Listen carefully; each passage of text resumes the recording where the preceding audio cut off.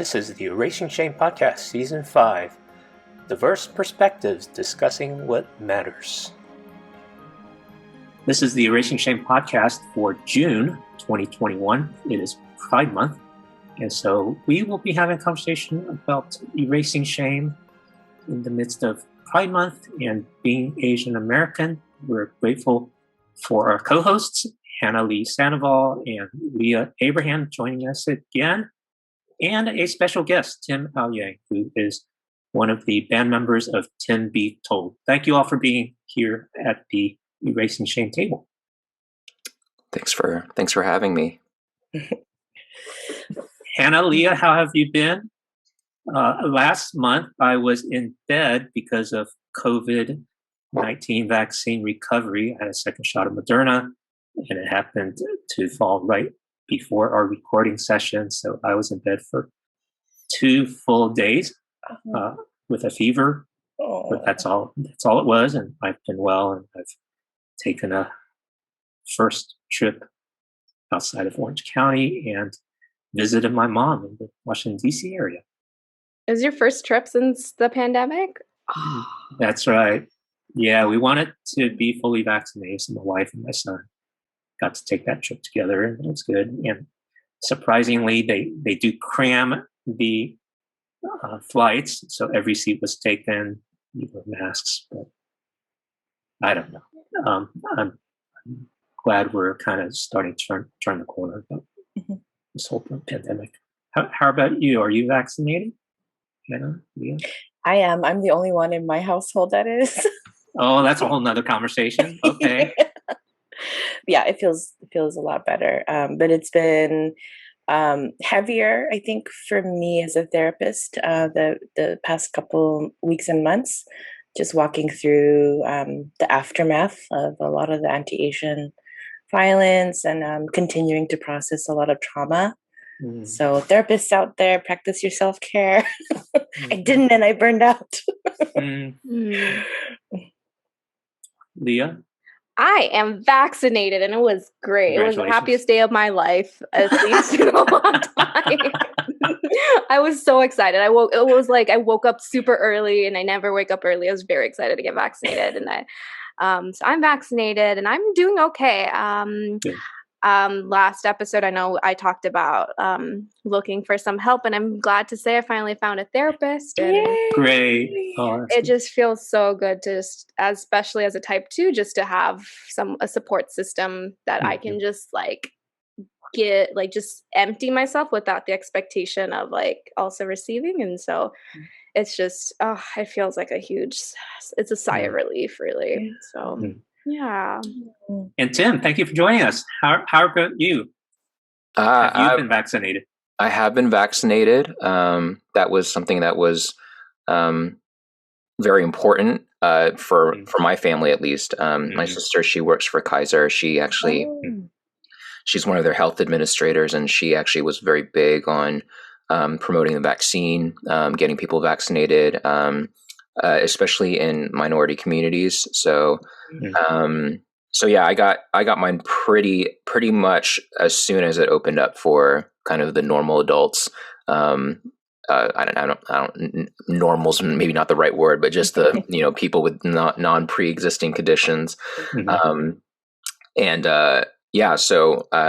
Vaccinated and kind of living life pretty normally now. So it's been good. It's been nice to have dinner with people at a restaurant, albeit, you do have to wear a mask, when you're inside.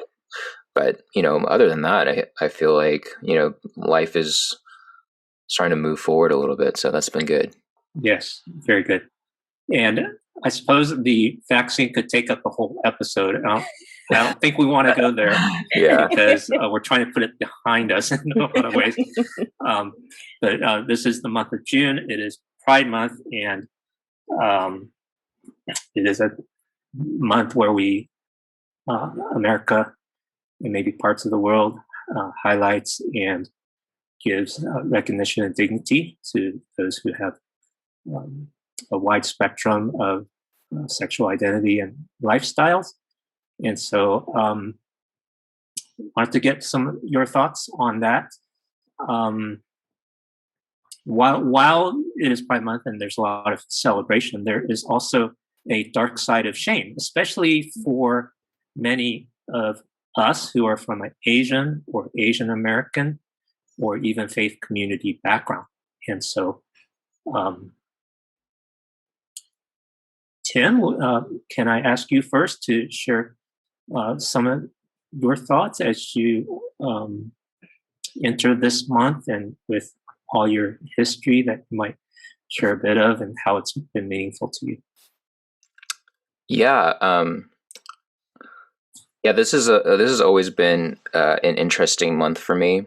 I think growing up in an Asian household, anything that had to do with pride or any kind of like display of or acknowledgement of some sort of like sexual difference, I think was frowned upon. So this is an interesting month for me even now. Since I've come out. So I came out 3 years ago, almost 4 years ago now, in 2017, and prior to that point, I had been doing Christian music for almost a decade. And my band and I, we did pretty well, and we're fairly well known.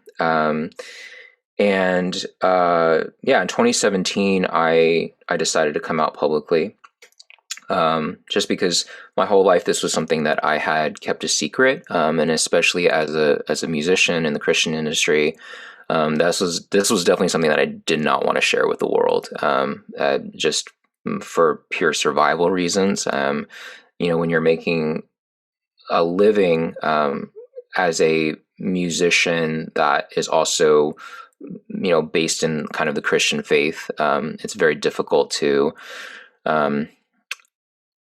articulate and talk about issues that are maybe more gray, that kind of don't fit into the paradigm of the Christian world.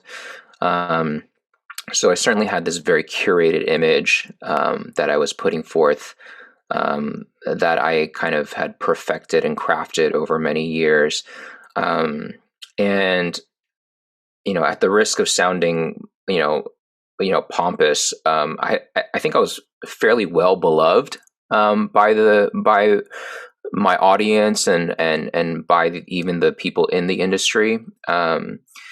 And when I came out, the reason I made that decision, it wasn't so much even for myself. Now part of it was for me to kind of find some coherence between my public and my private identity. But a lot of it was, over the years, doing the music that I was doing, I would get a lot of messages, particularly from queer youth, a lot of Asian American youth, who would share with me privately that they were in the closet, or that they were depressed, or they were suicidal. And they would come out to me, and at the time I wasn't out publicly, so there was a part of me that didn't want my story to get out there. I didn't want to risk somebody sharing something about my own life, and then outing me, and then potentially tanking my career. And so, these kids would share these stories with me, and I wouldn't be able to completely be honest with them. So I give them kind of the very pithy or kind of generic, like, it's okay, God loves you, and you're going to be fine. And at a certain point, it just started to feel untenable and unsustainable. I felt like I was lying all the time, and I wasn't bearing false witness. I was just omitting, the truth. And so it all came to a head in 2017, and I actually came out publicly on my birthday through a blog post. And then I also did an interview with Inheritance magazine, which is an Asian American Christian magazine, and basically shared my whole story about what it was like growing up gay in the Asian Christian American world. And at first it was fairly well received. I had a lot of people who were appreciative of me sharing my story. But there was a lot of backlash. I mean, I think beginning just first of all with my family, I came out on my birthday, and then my parents immediately texted me and they were like, "What have you done?" They knew, they had known since I was in college, but this was something that they didn't want the world to know. They were just like, "You need to keep this to yourself." And I think part of it was a safety issue. I think they were afraid that someone who was maybe not in their right mind might try to hurt me, or there would be some sort of verbal or physical violence against me. And and I understand that. I think as a parent, you want to protect your children, even when they're grown. You don't want them to experience pain or sadness. But I think that was one of the first hurdles that I had to get over immediately, was just kind of explain to my parents why I did what I did, and have them also have to deal with that fallout, because they go to a huge Chinese American church on the East Coast in New Jersey. And they started, the news got out very quickly. And so they started getting a lot of questions at church from, all these like aunties and uncles and like elders and pastors that all knew who I was. There were a lot of, youth at the church that listened to my music. So it was a really hard thing for my parents to have to navigate as well. And I would say that maybe it was even harder for them than it was for me, because their culture and their paradigm had no room for this. People had no they had no language for this. And so I think for my parents, as much as they might have stumbled through it, I also am very grateful that they that they were able to talk about this issue with at least a degree of nuance, and they defended me to a certain degree. And that wasn't the only. So there was obviously backlash in my career. That was expected. I knew when the touring dried up, a lot of the shows that had invited us to perform canceled on us. And also, right before I came out, my guitarist actually left. And that was actually one of the catalysts for me to finally come out, because one of the things that I didn't want to do was come out and then potentially ruin the livelihoods of these guys in my band who were dependent on me for a living. And so he was the last person to kind of leave. And that's when I felt like I could kind of take a wrecking ball to my career, so to speak. And so my career quickly ended at that point, as it had been up until that point. And then I think the biggest thing that I did not expect was how much that this would impact my personal life. The career impact definitely was expected, but in my church, I was actually leading worship it was a fairly small Japanese American church in the California East Bay. And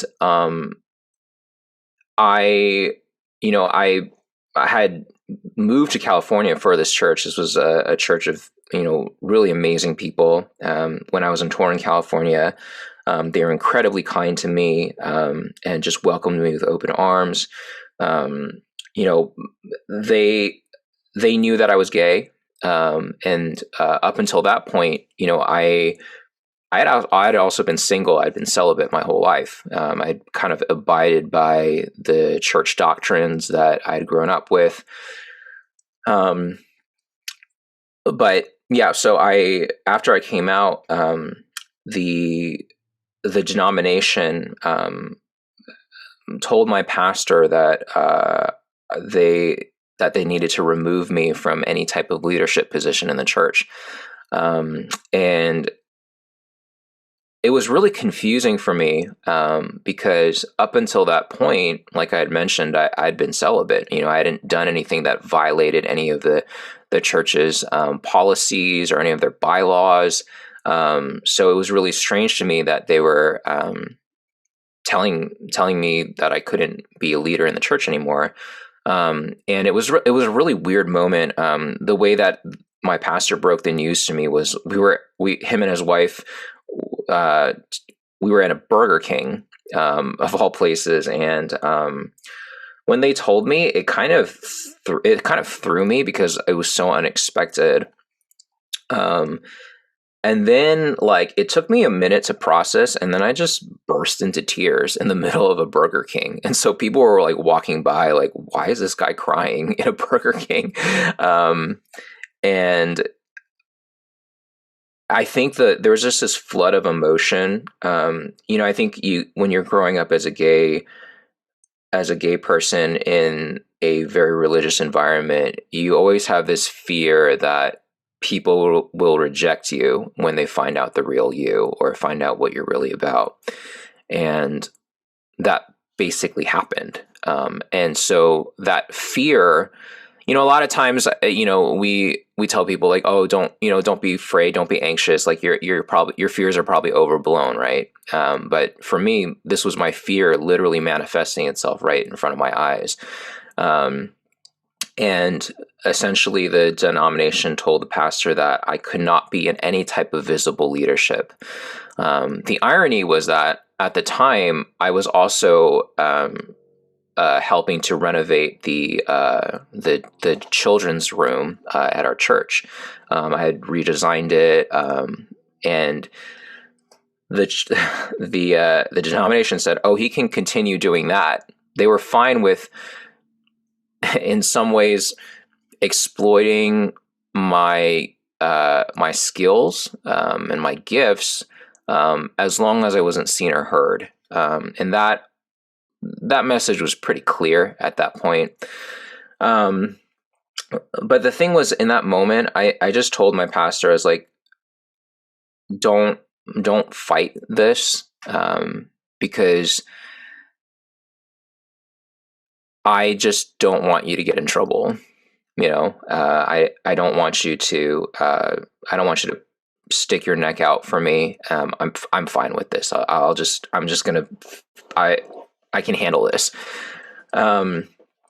But he continued to fight for me, actually. He continued to ask the denomination, why are you doing this? He hasn't done anything wrong. He hasn't violated any of your laws. If I had been dating, I think it would have been a different story. I'm okay with the church saying, like, actually, we believe, if they're like, we believe this is a sin, and if you're not, abiding by our particular, rules for leadership, and you can't lead, I'm okay with that. I have no issue with that. But the problem was, I wasn't doing any of that. I was literally doing what I was supposed to be doing. All that had changed was that I just shared my story. And so he continued to fight for me, and then they eventually fired the pastor. It wasn't just because he was defending me. I think that there were some other issues going on between him and the denomination. But ultimately, this was the straw that broke the camel's back, and they fired him. And then shortly after, I think they brought in a new pastor to kind of, make things better at the church. Apparently, the denomination saw our church as kind of like this delinquent congregation. They brought in a pastor, and, he happened to be white, and, there's nothing wrong with white pastors, but this is, like I mentioned before, it was a Japanese American church. So there are a lot of cultural things that he just wasn't aware of. And so immediately as he came into the church, he wanted to change a lot of the things that were so integral to the culture of that church.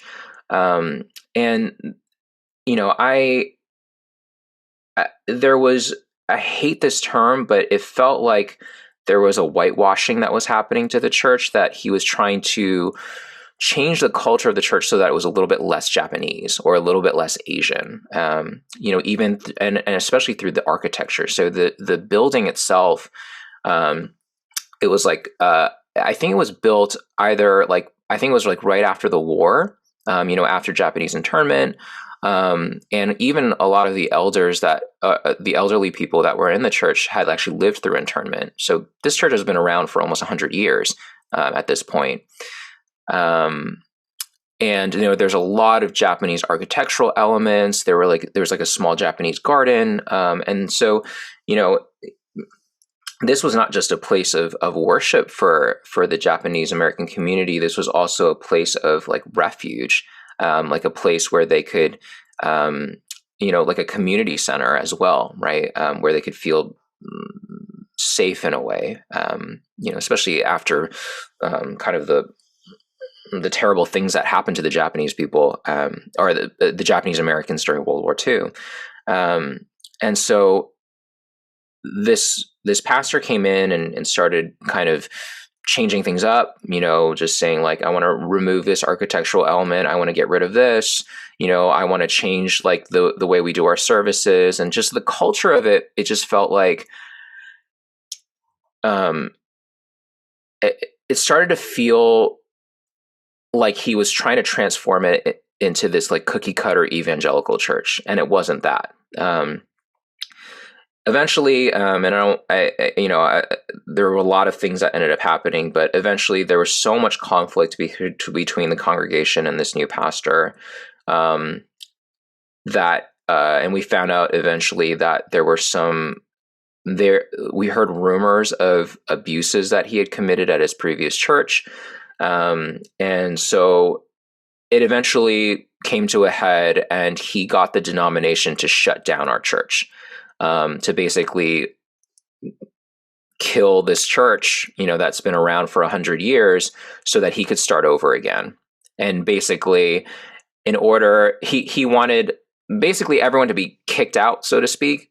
And then once they started back up again, if you wanted to be part of that church, you would have to basically sign some sort of agreement saying that you were in line with the denominations, doctrines, theologies, also, and kind of his ideological framework for how a church should be. And that was pretty much one of the most devastating things that came out of all of this, was that it wasn't just my life that got affected. It was that this church that has served as a place of worship, a place of spiritual and cultural refuge, was just obliterated. And I struggled so much with the guilt of that afterwards. And I think cognitively I knew that it wasn't my fault, but in my heart, growing up in a church environment where I was always feeling guilt for who I was, this was just one more element of guilt that I took on. And it was hard not to see that my coming out had triggered a series of events that led to this point. What I recognize that I wasn't responsible for it, but I was certainly the catalyst for it. And that was a hard thing for me to bear. And I just kind of disappeared off the face of the planet after that. I stopped doing music for a couple years, at least as an artist. I wrote songs for people behind the scenes.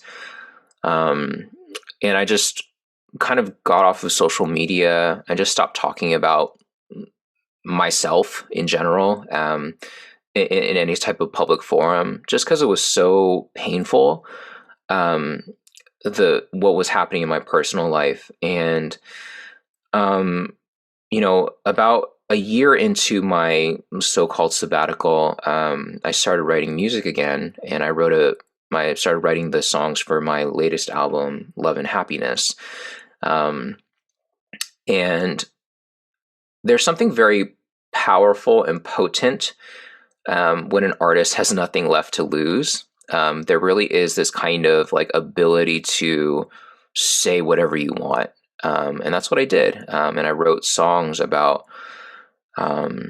being gay, and what that was like, and growing up in a Christian environment, having to contend with all of that.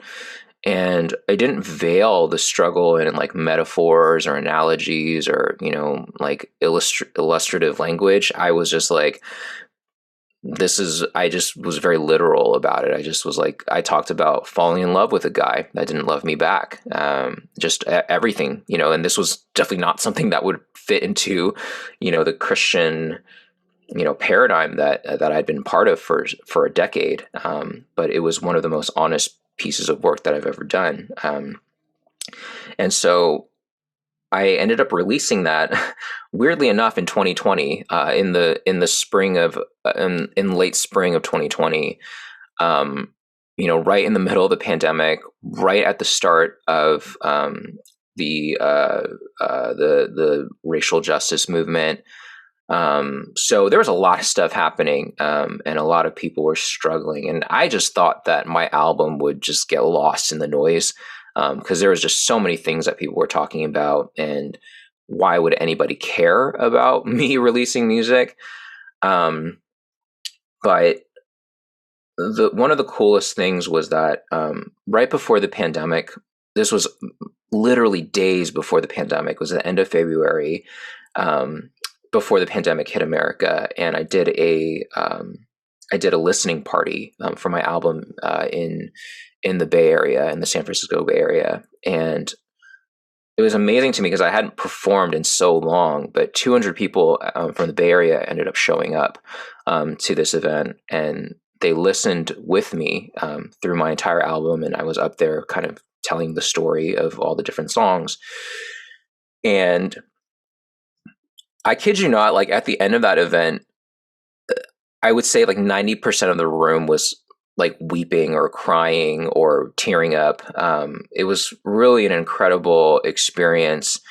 And kind of this clash of different worlds, because there were a lot of conservative, Christians there, but there were also a lot of queer people that had, experienced trauma at the hands of the church. And so there was this very cathartic moment where these worlds were kind of coming together, and they were interacting with each other, people talking to one another about, the pain that they had gone through, and people from the kind of the conservative side of things, hearing these stories for the first time. And it was really quite a beautiful moment. And then March happened, and then we were all in lockdown. And so, I debated, whether or not I was going to release the album, and I decided ultimately that I was going to. And so after I released it, it was just really kind of crazy. I got a really powerful response from people. A lot of queer youth and even adults, that just expressed to me how meaningful the album was. A lot of Asian American Christians, whether they're gay or not, said they found they felt like I was articulating the feelings of imprisonment and like the inability to express themselves fully, and they were able to kind of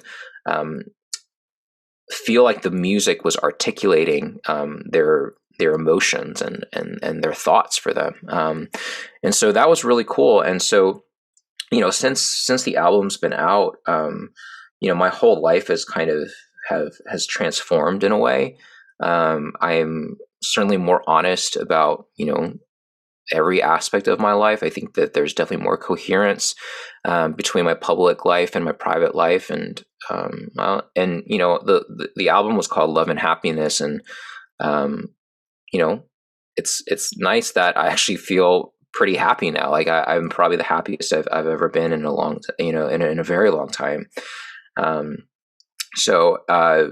Yeah, that's kind of my story. I know I've been talking a really long time, so you probably need like a commercial break in the middle of that. But yeah, that's kind of the story in a gist.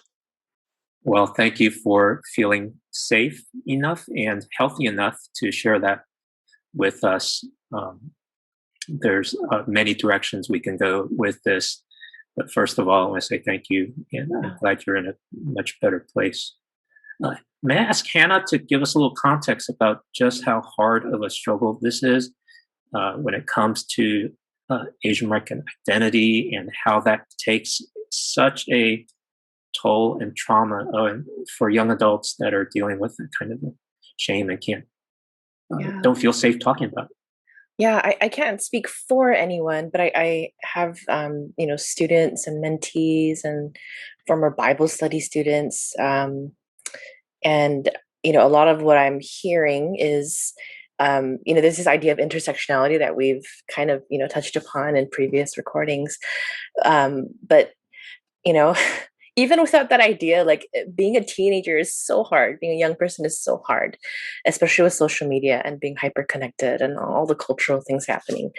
But when you have layers of being a person of color, when you're questioning or very sure that you have a identity or orientation or expression that's not like what you've been raised to believe is normal, and then you add on another layer of faith tradition or cultural dynamics, whether in family, church, or community, or even schools, where it's stigmatized just to be who you are. There is such, I think, heaviness and hopelessness that a lot of young people feel. And then, the previous year has just been chaos and darkness for a lot of young people. I mean, older people too. But I think the difference with younger people is that they don't have a lot of life experience where they know, I'll get through this. So, I tell a lot of adults who are working or wanting to work with queer youth, um, we don't know what their experience is like, and a lot of times what they need is just a safe place to kind of lay everything down and to be like, this is hard. I don't have any hope left, and I just need someone to hear me and care, and for that to be okay, and for us to be able to say, I don't have all the answers, but I love you and I care for you, and we'll do this together a day at a time. During the pandemic, and then during the heightened racial violence against Asian Americans, the number one cause of death now for Asian American Pacific Islander 15 to 20 something, I think 24, so youth and young adults, is now suicide. I think it was like in the top 3 or 4 before, but in the past year it's like officially ranked as suicide. That's so heavy for me because when I was a junior high school counselor, I had to do a lot of the suicide assessments for my students and call in parents and administrators. And then later when we started the GSA, or the Gay Straight Alliance, together at the high school, which, I shared on my Facebook today actually, but it was like almost all church going youth, which I was so thrilled by. We're in Koreatown, but like half Latino, half Korean, a lot of mix in there. But most of the kids that I did a suicide assessment for were part of the GSA. Right. So there was such a link there, and I was like, this is something we can't ignore, and they were able to ask hard questions and share hard things in our anonymous Q&A space that were just incredible. But, I think people don't realize, like, most of the kids who identify as queer, or even are not queer, but people think they are, or they're just questioning, they get bullied at school, they don't feel safe at school. So then you have this dynamic where these kids have nowhere to run, right? They don't feel safe at home. They're not out to their parents. They have a persona they've built, and then they have to code switch and be someone else, even then at church. And then they come to school, and if they haven't found at least one friend or adult that they can be honest with about what they're thinking and feeling, then there's nowhere to turn to. So if we look at some of those, intersectional realities and struggles, it's not surprising that a lot of young people are struggling to find hope. But that's where, I've been able to share various music videos and just like media, right, and culture. And Tim, your music's been a big thing that I've been sharing with my young people in my life. And they find hope because they're like, I'm not alone in my pain, and they feel so heard and known. And just knowing like, if one person before me has gone through this, maybe I can too. That was such a huge piece. But I think fighting shame and stigma is a huge, huge thing. We need to address that in AAPI communities, in families, definitely in the church. I don't know where we start except by sharing story and realizing, just because people are different from us and we don't understand their experience intimately, doesn't mean that we can't listen, right? And just honor their story and love them and care for them. So yeah.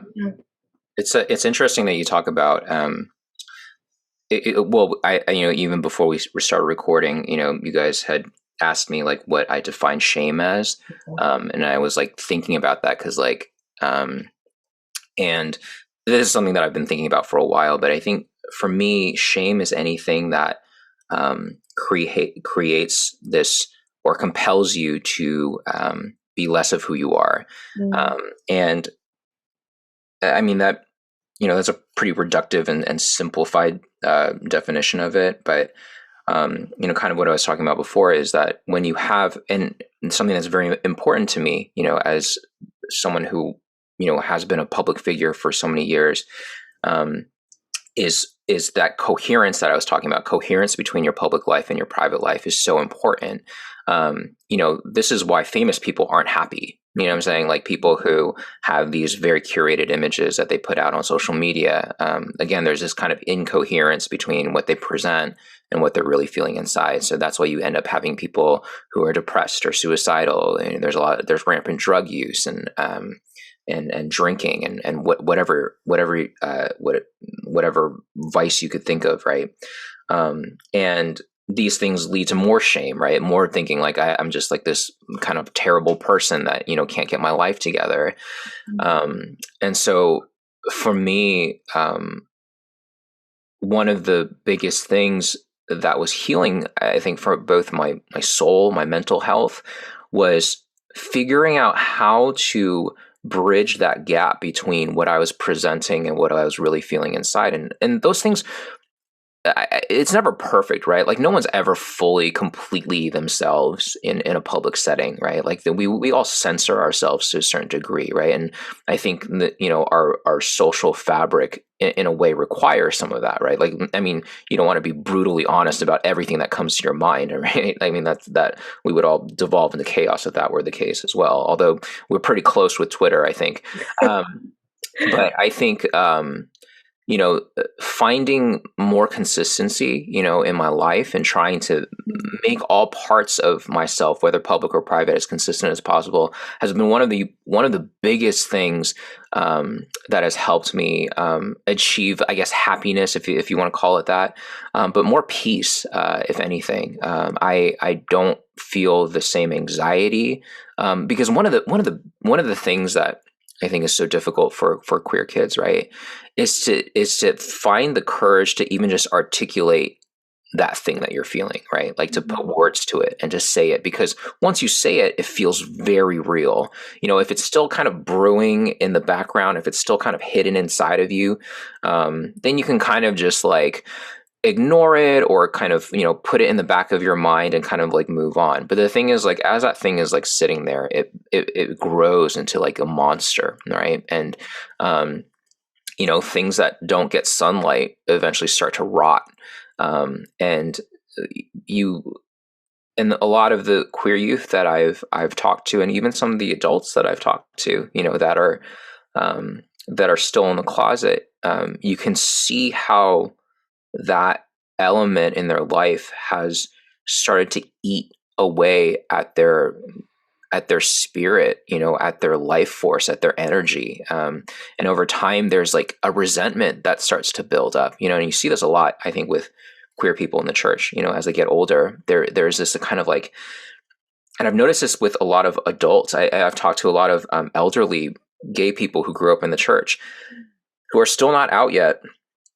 And it is so sad to talk to them because they feel completely isolated. They feel just alienated from the world around them because, for so much of their lives, they thought they were doing the right thing by, staying quiet and just doing what they were supposed to do in the church. And then, you can be surrounded by people, friends, so to speak, right? That you hang out with, that see you all the time. But if you're not yourself with them, they might as well not be there. If anything, it probably just makes you feel more lonely because it makes you realize that nobody really knows you. And I think I know a lot of people who are queer who, on the surface, they look like they have a lot of friends, right?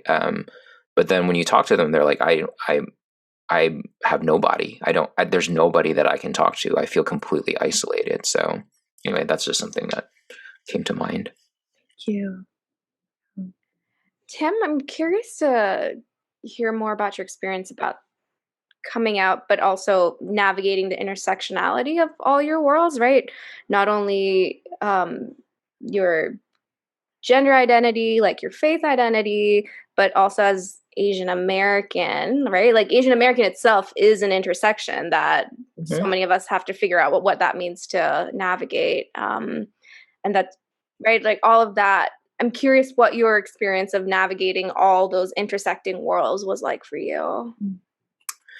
Yeah, that's an interesting question. I grew up thinking, so there's this kind of narrative right now in the world where it's just like, where like white is normative, but I actually didn't grow up that way. It's weird. I actually grew up thinking that Asian people were normal, like that what we did was normal, and that everything else that any other culture did was just strange to me.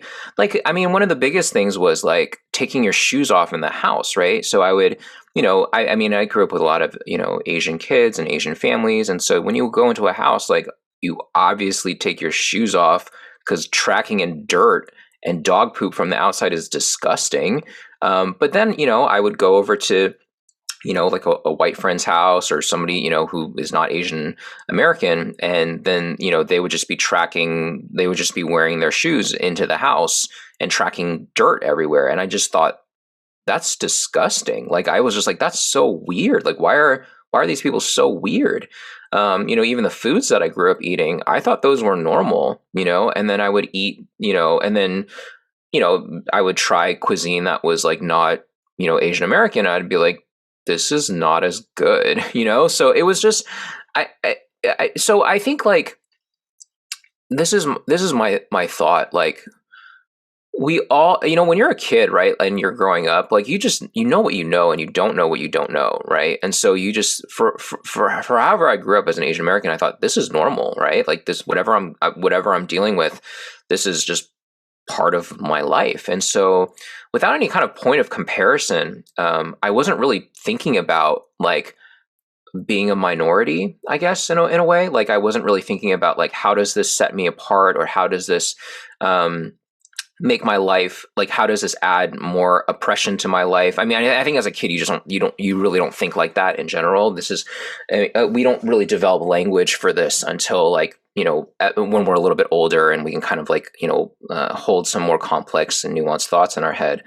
But I think even growing up as gay, I never thought to myself like, oh, my life is harder because of this. It was more of just like, well, something feels weird, because like all of my friends, or, like a lot of my guy friends were starting to like girls. And I was just like, I don't really like girls. Like I find them fun to hang out with, and talk to. But, quite frankly, like, the idea of kissing a girl is repulsive to me, so I would say that, from a very young age, I was probably incredibly self-aware, of like, that, that I was feeling different things. But, as I've gotten older, even like thinking about like the intersection of, a lot of people will be like, wow, you're kind of like this, like super minority, right? Like you're gay and you're Asian American, but then you grew up in the church. And like, those are certainly like, useful identifiers, but I don't see them as like my identity in any meaningful sense. I'll put it this way, like, being like, for example, like being gay, right? Like it's certainly affected my life for sure. It affects how I relate to people, how I interface with the world. It's affected my family life. But it's not necessarily what makes me, right? Like it is a part of me, but it's not the whole of me. And I think, the struggle that I've had, I think more recently, has been almost being like reduced to kind of these identifiers, right? Like, oh, you're Asian American, so you must feel a certain way about the stuff that's happening right now, or you're gay, so you should have a particular political ideology or whatever. So there's just a lot of assumptions about like how I feel about things, and I'm just like, well, I don't always feel these things that people are expecting me to feel, And so again, I think it's about coherence, right? And it's about kind of trying to find consistency between my public life and my private life, because I think oftentimes for those of us, especially who have been traumatized, by church or maybe more conservative upbringings, right? It's very easy to just kind of throw out all of that and then just embrace the other side, right? Like just throw yourself into maybe more like progressive or liberal ideologies, and just and just immerse yourself in that, right? But there's something in that too that kind of erases your individuality. It erases like your story and your narrative, because suddenly you're shifting and changing your story through the lens of a particular ideology. And so what I've done is like, from my life is just like, I don't want to exchange one religion, so to speak, for another religion. You know what I'm saying? Like, I think every ideology has its kind of rules and kind of, things that you're supposed to abide by, right? Like social protocols that you're supposed to abide by, like things that you're allowed to say, things that you're not allowed to say. And I've found myself to be a little bit, tired of that, because I've done that my whole life. I've basically censored the things that I feel. And I vowed after I came out, I was like, I'm never going to do that again. I'm never going to bend my will and bend my thoughts and my feelings to suit someone else's ideology or suit someone else's opinions about what my life should be, because I think that's the root of all unhappiness. I think that's the root of why people feel resentment and bitterness. It's this it's this incoherence of what they feel in their heart and what is being presented. So really, I would say that I'm not even sure if I really answered your question, but in terms of how my culture and my ethnicity interacted with my being gay, it was certainly incredibly complex, because in one sense, like I was a minority, right? Like I was an Asian American, living in America. You're a very small part of the population, and so you're constantly othered. So there was definitely that. And then living in an Asian American household, being gay, that was also Christian, there was like both the cultural and the religious baggage where I could not share about any of what I was feeling at all. And so and then in church, same thing. Like I grew up in a very conservative Chinese American church. And I remember the Sunday school teacher once said that, one of the kids asked, how does God feel about homosexuals? And then the Sunday school teacher said, oh, homosexuals are all, they're all, Satan has a grip on their heart, and they're all possessed by demons, basically.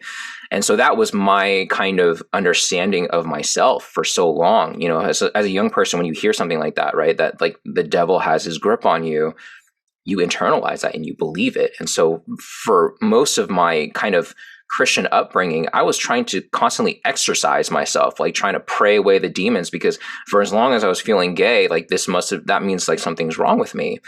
So I was wrestling with the religious baggage, the cultural baggage, and I couldn't talk to my parents about it. I couldn't talk to any of my friends about it.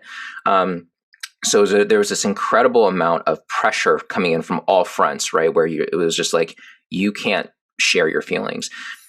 But I will say that the one good thing that came out of that was it forced me to write music. And so it's really bittersweet in a way, because I think had I not been dealing with all of this kind of conflict and confusion and, all these like different voices like that I felt like were shouting at me, it wouldn't have kind of forced me to find a way to articulate those things and express those things. And that's when I found songwriting. And so I started writing songs about what I was feeling. And it was so cathartic. I mean, I imagine that's what therapy feels like. I've never really done therapy officially. Like I've had some friends kind of, help me with certain things. But I've never like sat down with a therapist before and paid them to like, help me, self-actualize.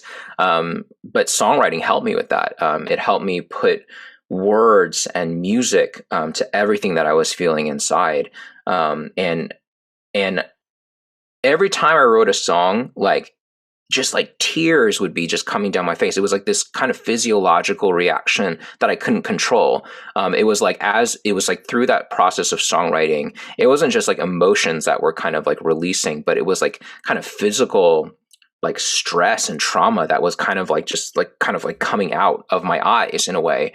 And so like, at the end of, and it still happens to me to this day, at the end of every songwriting session, I'm like a snotty mess. Like there's just like so much emotion there that like just needs to come out. And so I would say that it kept me sane, throughout like the last 36 some odd years of my life. I've been alive for 36 years. I've only been songwriting for like 20 of them, but it's definitely been such a helpful way for me to communicate my feelings. And I think that's why so many people connected to the music, especially a lot of queer people, that even though I wasn't writing about being queer for a very long period of time, there were people who could understand those emotions of feeling conflicted, of feeling like they live in two worlds, of, feeling like that God might not love them, the feeling of like they have to sacrifice something of themselves for, to follow Jesus, right? So I would say that my life has certainly has had very difficult moments, but then looking back, I'm just like, if those things hadn't happened, I also wouldn't be where I am today, and I wouldn't have been able to write the music that I'm able to write today. And so, people ask me like, are you still angry at the denomination or the church that did this to you and did this, to your congregation and to your community?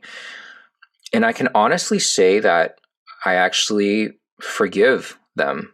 Like I don't feel anger. Like in a way, it was like once I wrote the songs about it, it was like I just let it go. And in a way, like I almost can understand and have empathy for why they did what they did. I think that this was an issue that they weren't ready to talk about, and the only thing that they knew how to do was to hide it. And I understand that leading a church or leading anything is a very difficult job. Like there's so many people that are looking to you, and that you're under kind of a microscope, and people, it's easy to criticize people in leadership positions. And so in a way, I've come to this place where I'm like, I get it. I know why you did what you did, and it doesn't make it right. But at the same time, like, I don't need to live in that anymore. Like, I don't need to live in that anger or that resentment. I forgive them, and I can even wish them the best. Like I hope that one day after this whole experience that we've had together, that maybe they'll have learned a lesson, and maybe the next time somebody comes out, they'll handle it better. And so I have to believe, and I like to believe, that everything has a purpose, and even the painful things have meaning. And so I have that hope for the denomination and for that church, whatever it ends up being. I actually wish them well, and I hope that they do better next time. Thank you for sharing that. Also for saying, I really appreciate you saying, and not allowing your story to be limited to a single narrative. Because oftentimes, as we're working through it, I can imagine how many of us can like maybe feel like we have to fit that box or that narrative that's been said. And I really appreciate you refusing your story to be limited to that. One of the things I'm sort of processing as I'm hearing your story is the relationship between art and shame. And so this question is for everyone, and I'm kind of formulating the question as I go, so bear with me. I've always associated art with grief or art with joy in terms of as we're working through those emotions and seasons. But I'm realizing that with shame, it's always been so cerebral for me. It's been like okay, the minute I notice shame in my body, I have this formula of how I want to, what I have to do in order to make sure it doesn't take hold of me too much, or it's at a point where it's too late. So it's always been very like cerebral and very like step one, step two for me. And now I'm realizing like, oh, I've never really connected of like, how can art play a role in working through my shame? And I'm curious what everyone's experience in terms of the relationship with art and shame is. That's such a deep question. I love it. It's so brilliant. One thing I want to say is, Tim, it's remarkable that you have the gift of songwriting to have a healthy outlet for your emotions. And I think that is definitely one of the values of both therapy and art, is finding language and expression for our emotions. So I'm an engineer by training from Virginia Tech, and then we have two other Virginians on this podcast today. And engineering is very left brain, so very concrete, tangible. But yet there was a whole emotional side of me that I didn't get to develop and find health in until my 40s and 50s. And one of the things I learned along the way was art is the language of emotions. And I think that's how I connect all those dots together, that therapy and art and emotions and shame provide that space for us to be more human and find health for the emotions we all experience. But when we suppress them or push them down, as shame would prompt us to do, it festers and comes out sideways in unhealthy ways.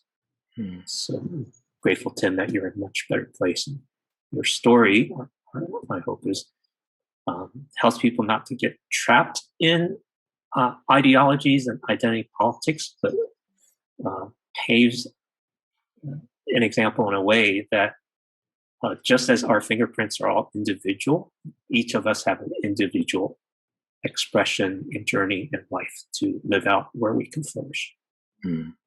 Yeah, and I think like art, like, you know, you talk about storytelling. I think that, to me, that's what art is for me. Like, art is storytelling. And, you know, it has a lot to do with, you know, there are things that happen to us, right? And they're just kind of like facts, right? Like it's just like this, you know, A, B, and C happened, right? But like art is kind of narrative, right? It's like creating meaning around these things that happen to us, right? And that's such a powerful tool, right? Whether you're a writer, whether you're a painter or a musician, your art is a way of translating the things that happen into your life into something really beautiful, right? And so a lot of times when we have like shameful memories or traumatic memories, we can retell that story, you know, like we can actually reframe it. We can pivot and shift the perspective a little bit through our narrative, through our storytelling, and make it into something that is incredibly beautiful, right? And I think, you know, and I think that's why even throughout all of this, like I stayed a Christian, right? Because there's something about the Christian like narrative, this idea of taking broken things and restoring them and redeeming them and rebuilding them. There's something so beautiful and so compelling to me about that. And I feel like that's something that I've been trying to do my whole life, is just to take these like kind of broken and seemingly ugly things and dark things and reshaping them and remolding them. And so that when I look back on them, it's not this like sad, terrible story, but that it was part of something bigger, that it was part of this larger story that I get to tell now. You know, and Hannah, something that you were saying is like, yeah, when you're young, you don't have the advantage of being an adult to be able to look back and be able to like form kind of like this larger narrative. And luckily for me, I came out when I was 30, and I think a lot of young people don't have the advantage of doing that, right? Like they come out when they're younger, and then they have to contend with not only the natural fallout of something like that, but then they're also dealing with their hormones and a not fully developed frontal lobe, and and just all of these these different factors that make it almost like impossible to deal with. And I think that's why art is so important, to help especially young people, because they live in their emotions, right? Like Leah, you were talking about like how shame is so cerebral for you, right? In a way, like that fully developed frontal lobe can kind of help quell some of your stuff that's like happening in your amygdala, right? But when you're a young person, like you live in your emotions, and so you need almost like an emotional tool to help you process all of that stuff. Like you could talk to somebody about the intellectual aspects of what they're feeling till you're blue in the face. But until somebody feels it, until somebody experiences it viscerally in their soul, their spirit, and their mind, it's not going to sink in, right? So I used to work with a lot of people who were, who used to be addicts. I was part of this like Christian rehab ministry.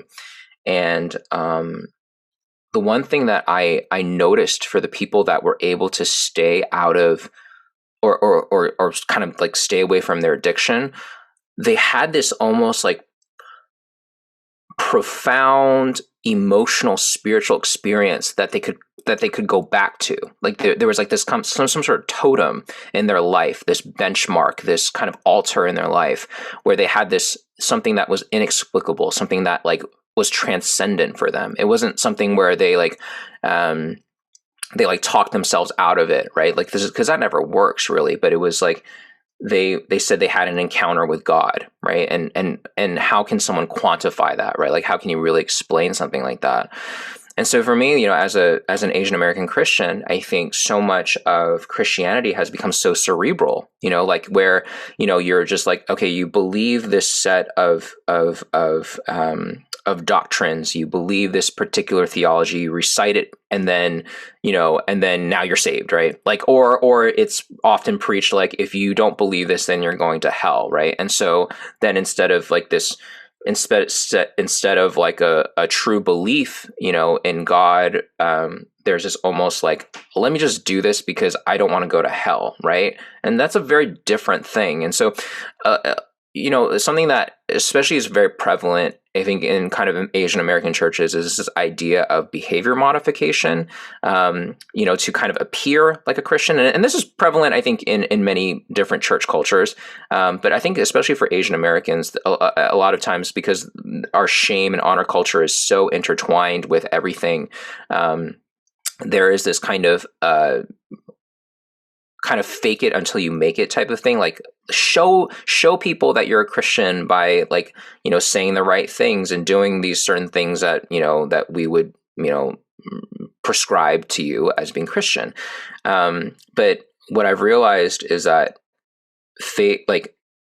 Christianity and fundamentally the gospel is not about behavior modification. It's about soul transformation. And that's something that's less quantifiable. Like you can't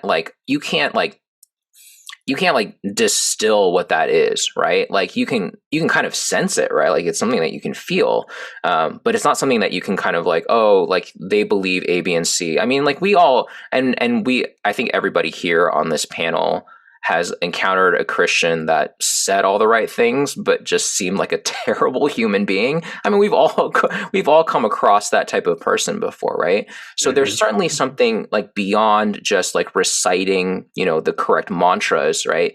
That goes into someone who's a Christian. There's like this actual transformation of spirit, a transformation of their entire being. And so that's something that relates to me back to art, which is like, if you can hit somebody in like the deepest parts of their spirit and their soul, if you can reach them there, you'll be much more successful at kind of like creating a transformation, right? And this is why, like, I think oftentimes like ideologies don't really work, in art, for example. Like, we've all seen this before where someone like writes a song or puts out a song that's very ideological, that basically is spouting kind of the the soup du jour of culture at the moment, like, and people are kind of like, oh yeah, we're super excited about it, but it definitely doesn't move you. You know what I'm saying? Like it's something like, it just feels very like disconnected, right? There's like something almost like, again, like this, it's like very cerebral, right? Like it's like, this is what you're supposed to think. This is what you're supposed to feel. But then sometimes there's these like there's art that comes along, right? That kind of like peels back a lot of that surface nonsense, right? And then like just hit somebody at their soul, at their core. And then they're just like, oh my gosh, like this is, I don't know why, but like I'm weeping right now, or I'm just like, there's just something that is like so poignant about this that I can't explain. And so that's why I think art is one of those things that transcends ideology. It transcends kind of the even like some of these like religious rules that we have in place. It helps break past all of that and hits people in their soul. Tim, I want you to like write a book about that. Yeah, you say you haven't been to therapy, but I feel like I'm talking to like a worship pastor who's also like a counseling professor. I love it. I love it. As I'm listening and then thinking about Leah's question, I feel like the art that hits us the deepest, it's because there was suffering involved in the process of creating it. And when we look at, art and shame and pain go together in my head. And people often try to numb that pain and run away from that shame. So there's a lot of staying in the dark and a lack of movement. So there's no process happening. And with my clients, we talk about how trauma is literally like frozen memories, right? Like your body and your brain, that your neurons were firing a certain way, your body was clenched up in a certain way in unsafety. And your body and brain remember that, and it's stored in the unconscious. But the process of producing art for a lot of people is actually like intentionally turning towards that pain and looking, very directly at the trauma and being able to say, this is, worth engaging. I'm going to sit with the pain. I'm going to sit with the grief and everything that comes up. And I'm going to let that shame almost like surface. And I say, you let it surface and then wash out of you, right? It needs to be purged. But you have to engage it, and we have to engage what's happening in the subconscious that's frozen in your brain and body. And it requires movement and engagement and turning towards, so that's where I see kind of art is almost like the path, it's a way of your subconscious being able to communicate and express and process what was held there and then have this narrative. And what often happens also with shame and trauma and pain is that there's these really hurtful messages that are stored in there, like these false beliefs. And Tim, your Inheritance Mag article, The Dark Voice, I mean, just a perfect just explanation of how those deep dark messages get stored in trauma and traumatic memories.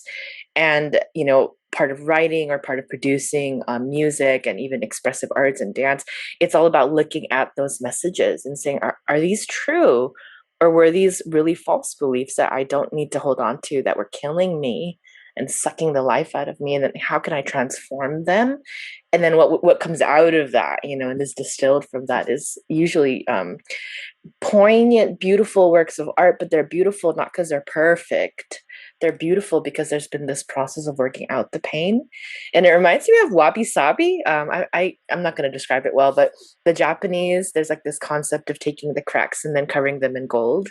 And you have something more beautiful than that original perfect uncracked piece. Yeah, that was such a good question. Such a good question. Yeah, definitely. Yeah, I took a lot of notes with all of you said.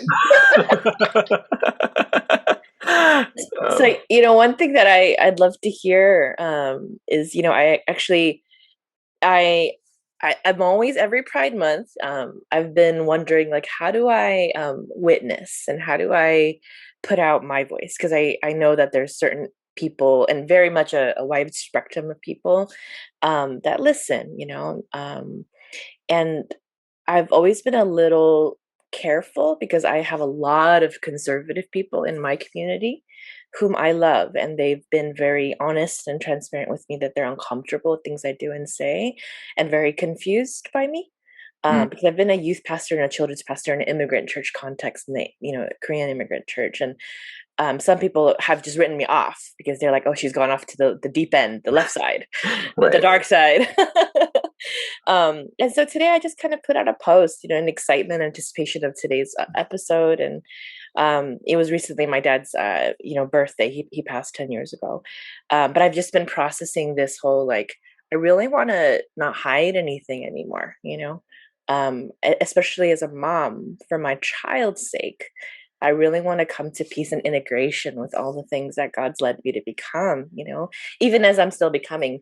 So I did this post, actually, Tim, sharing your Dark Voice Inheritance Mag article, and just talking about my own journey of coming out as an ally and somebody who wants to grow in allyship and anti-racism, and how this is all like a package deal for me. It's not like one thing at a time.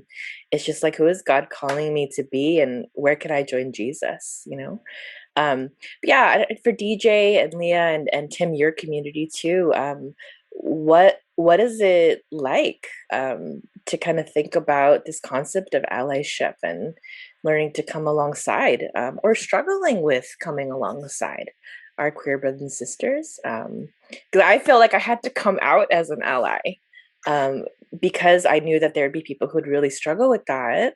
But I finally come to a place where I'm like, that's your struggle. I don't have to be responsible for your struggle and feelings. Your relationship with God is yours, and my relationship with God is mine. And we can love one another and be honest with one another along the way. Yeah. It's really interesting, like, this use of the word ally. In one sense, I think it is like, it is a useful word, but like many kind of like terminologies and phrases in our culture, I think it also has become very trite.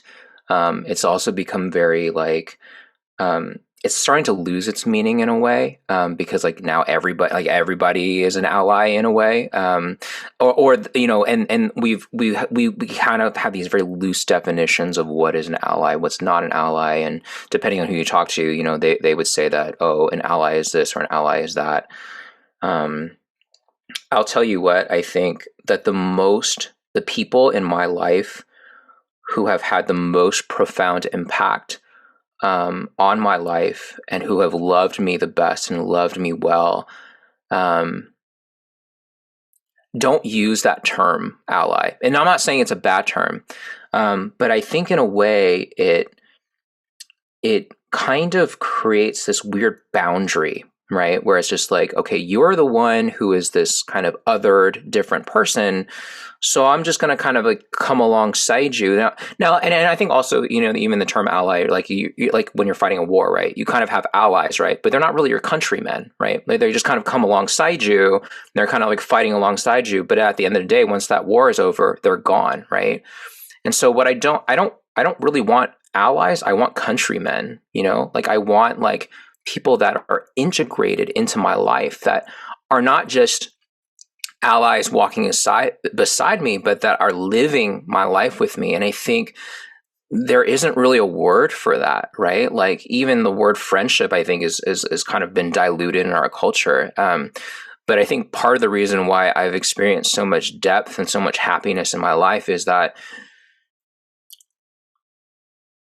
when I talk about being gay, especially on like podcasts and stuff, like I'm talking about it in a very particular lens, right? And I think even with this podcast right now, there's a particular intention. Like we're talking about Pride Month, and so there's a particular focus, which is completely understandable, right?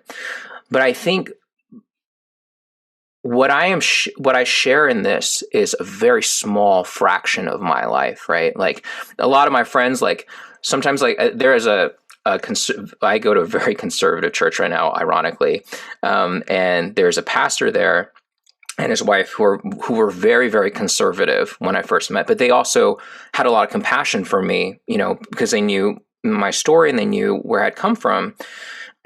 And then over the last 2 years, as we've just become friends and like gotten to know each other,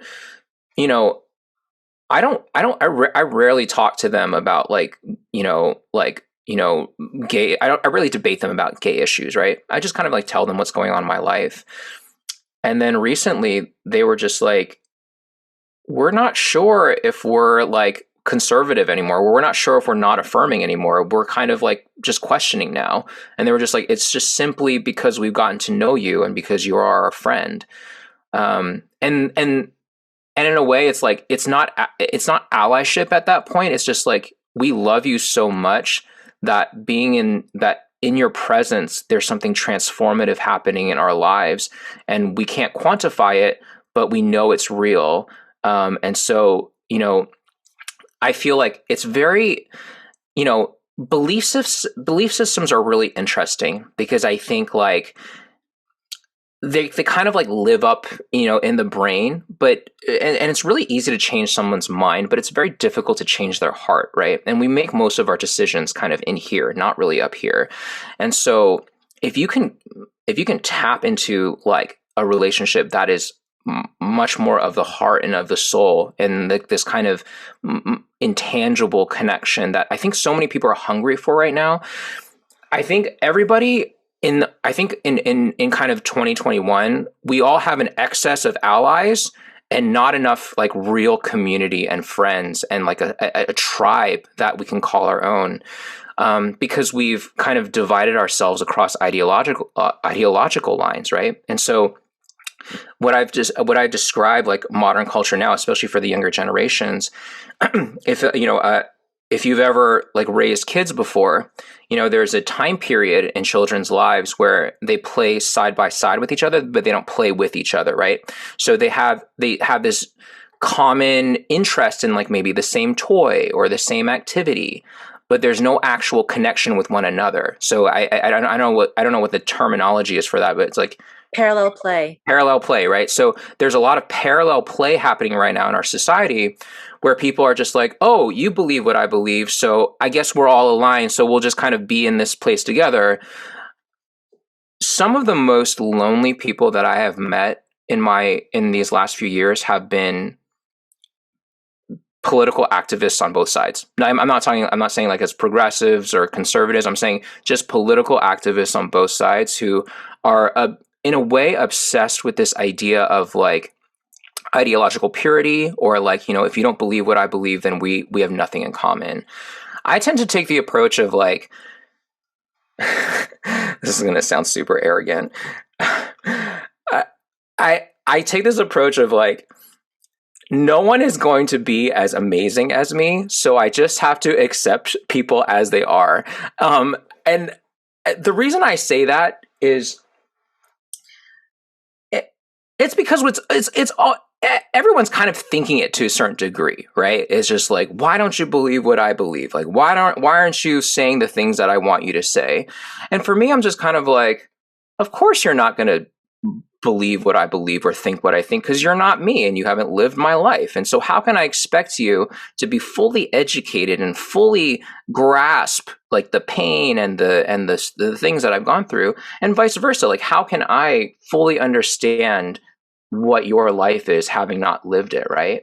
And so, there's this Bible passage that says like the measure with you which you use to judge others will be used against you. And so I'm going to tell this really funny story. It's kind of like one of the it's a very funny story, but it's also kind of one of the most life-changing experiences I've ever had in my life. So there was one time, me and my church friends were mostly Asian American. We were out eating, and then one of our friends brought their cousin, and she's like a white girl. And so she was, introducing us, all to one another. And then so I went up to shake her hand. I shook her hand, and she was like, and she gave me that limp handshake, like this kind of like very non-committal, like, oh, here, like, and I was in my mid-20s at this point. So I wasn't like, I still kind of was not fully developed in some ways. I just lost it. So like I like went back to the table, like she went to go grab some food or something, and I was talking to my friends at the table, and I was just like, can you believe this white girl giving me like that limp handshake, like I'm like nobody to her? Like, how dare she do something like for some reason, I just lost it. Like it was kind of like this like moment of psychosis where I kind of had internalized this idea of like, oh, all white people, you know, are condescending and they look down on people like me. And like my friends at the table were all looking at me like, have you lost your mind? Like I was just like spouting off all of this, like this white girl, you know, does she know who I am? Like, you know, why does she think that she can treat me like this? So she comes back to the table. I'm actually super embarrassed to even share this story. She comes back to the table, and my friend, she's just like, she looks at the girl and she's like, hey, can you just tell us like, why did you move to the Bay Area? Like, why are you here? And she was like, oh yeah, well, so I used to be a nurse, and you know, I really loved my job, but then I developed hand cancer, and she was just like, and so because my hand got ruined by the cancer, she was like, I lost my job, and so I had to quit nursing, and so she was like, now, but she's like, I moved recently to the Bay Area because I'm volunteering with like this organization, you know, this like medical organization, yada, yada, yada. I was sitting there and like my friends all were just like side eyeing me and like just like trying to not laugh because I just seconds ago just like ripped this girl apart about how she was just like this condescending white girl, you know, who like, you know, just saw Asians as beneath her. And then she's sharing about how she had hand cancer, literally had hand cancer. And that's why she couldn't grip my hand. And I was just like, it was so embarrassing and so funny at the same time because like my friends were just looking at me, just trying not to laugh. And it was one of the most humiliating and embarrassing experiences of my life, but also one of the funniest and in a way, one of the most beautiful experiences of my life, because I experienced in real time instant feedback about how in a way, my racism and even my judgment and stereotypes of people had basically made me assume all of these things about somebody that weren't even true. You know, I just had assigned this kind of evil to somebody and they weren't evil. They were actually an incredibly good person who had actually been through an incredible amount of pain and suffering in their life. And so from that moment on, like I told my friends, I was like, that was one of the most embarrassing moments of my life. I will never, ever judge somebody based on their appearance ever again, you know? And it's been so valuable for me in my life because it's opened me up to like all these different friendships. And, you know, kind of like I was telling you before, like even before this podcast started, like, you know, I lived with a friend of mine who was a cop for a couple months, you know, during 2020, which was a very strange experience.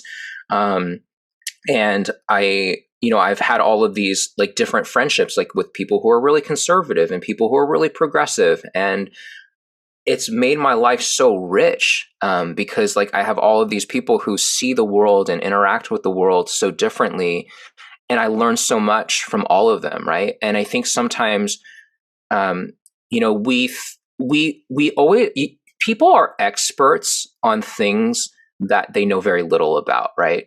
And I think once you know something really well, you realize that you're not an expert. So for example, right, like I think that I'm a pretty good cook. So I'm always telling people like, oh, you should do this or you should do that. I have no idea what I'm doing. Like I can maybe make like a couple of dishes and it's like fine, it's edible, you know, but as a musician, I'm probably a lot more accomplished. Like I know like what I'm doing.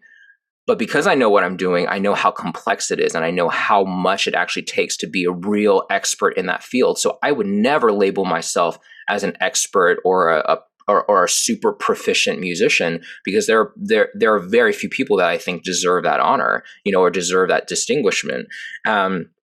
So, you know, in a way, like I've realized these things that I often prejudge people for, like I have no idea, like you don't know what you don't know.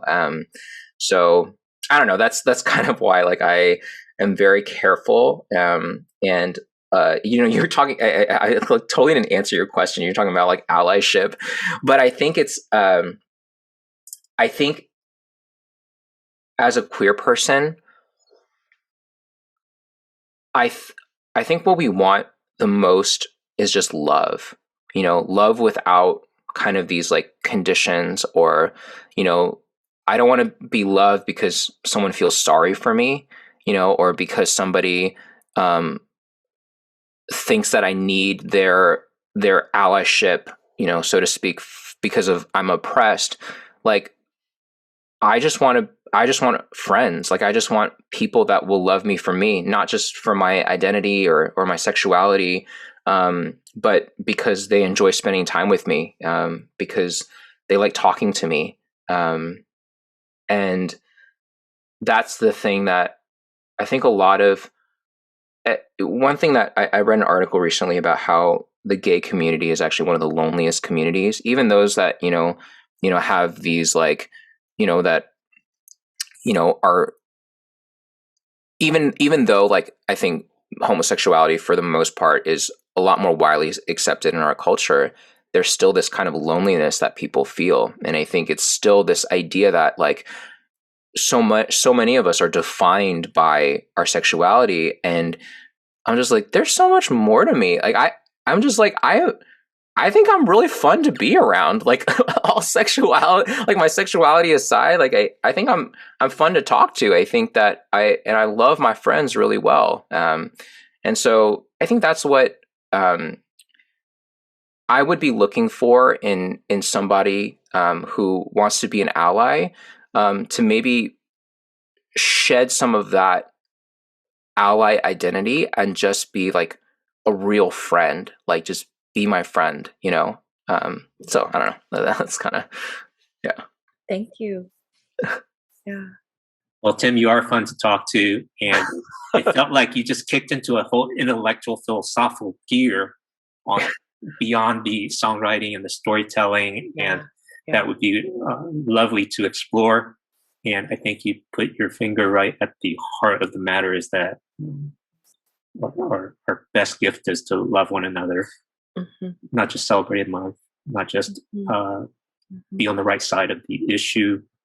And I'm so grateful that you have found a place of belonging where you are loved, and you do have real friends, and you're not alone for that journey. And we can show people that even though they may feel alone because of their whatever quirkiness they might have, there are people that care for them. And it may take some time and effort to find them, but the world's big enough that there are people that will care for them. And if we can care for people through Zoom, we would like to do that. But I know there's much more to life that has to be done in person. And we'll do that. Good point to wrap up on. Thank you, Tim, for being with us. Yeah. Oh yeah, my pleasure. Yeah, thanks for having me. Thank you for sharing an embarrassing story. That makes us all more human. Incredible. Leah, closing thought, and Hannah? Tim, I just actually want to also thank you so much. Your conversation, your story is like really helping me reframe and rethink a lot of just a lot of things. And I'm an internal processor, so it's going to take me a day or two to like formulate that into words. But thank you. Hearing your story feels like an honor, because in so many ways it is the love story you're writing for yourself and the love story you're writing to the world around you. And it makes sense to me why so many people, especially queer kids, are being moved by your story and your art.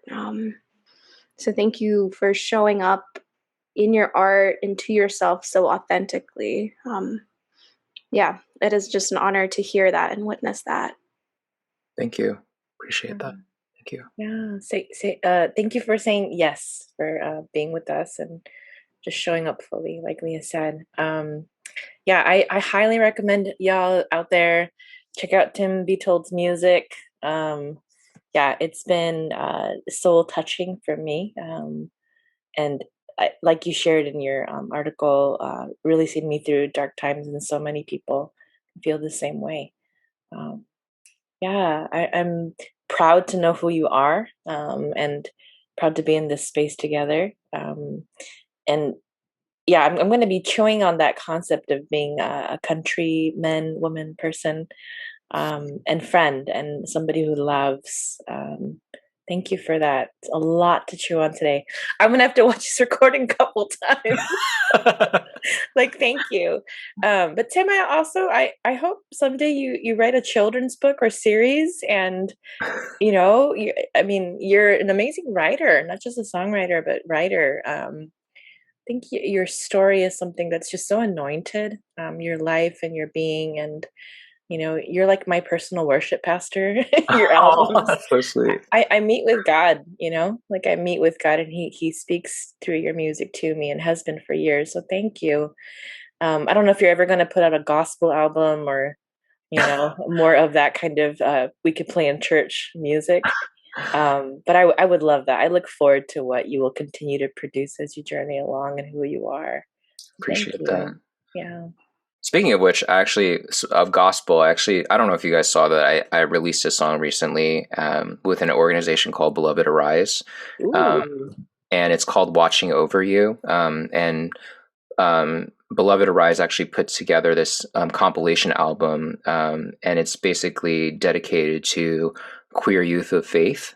So it's basically Christian songs that are meant to encourage, kids who've always felt like the songs about God were never for them. And so these are it's a compilation of different artists. And I wrote a song for that album, and it's called Watching Over You. So if you're interested, check it out. It's a song that, in a way, that I wrote to my childhood self, that what I imagined God was telling me when I was younger. So, and there's a gospel choir on it, which is pretty dope. So nice. So it's on the album Serenade or Serenade? Serenade, yeah. Serenade. Mm-hmm. Okay. Yes, I see it. Third track, Watching Over You. Check it out, people. Tim Be Told on Facebook, on iTunes, Spotify.